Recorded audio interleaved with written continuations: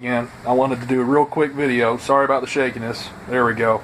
I wanted to do a real quick video about the cheese, how he was born, and how he's going to die. This is something I've told him about quite a bit. He's very familiar with it.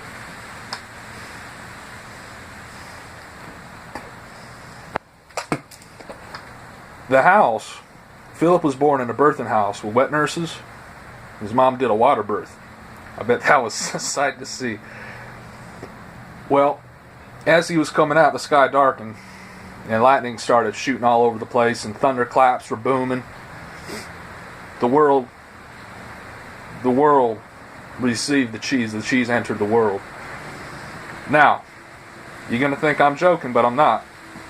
They took this blue birthing house that he was born in. His mom didn't like hospitals. They uprooted it, moved it across town some years after his birth, and put it into a park that they had made, and they made a museum out of it.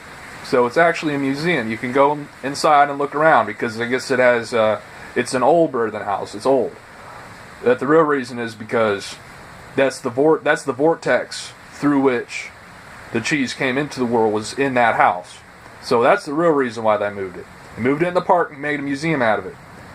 Now, when Philip dies, when the cheese dies, they're going to have to destroy that. What they're going to do, they're going to destroy that house, and they're going to take any semblance of his body, and they're going to, I guess, burn it and put it in an unmarked grave, because they don't want people, whatever's going to happen in his life, that's going to attract people to his cause, to his following.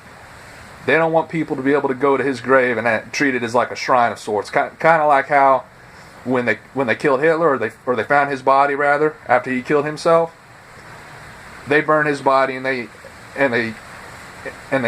scattered it. They didn't want people in the future coming to pay homage to him. In the same way, when the cheese dies, his body will be burned, and I will make sure that it's burned and that it is scattered somewhere where no one will know. And it'll be an unmarked grave, obviously, and then we're going to have the house destroyed, because then all semblance of the cheese is gone, except for the memories. Those can't ever be washed away.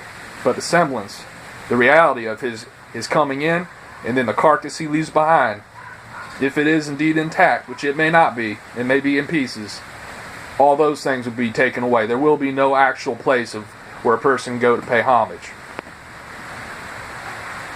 Alright? This is serious. I'm telling you what's happened. I'm telling you what's gonna happen.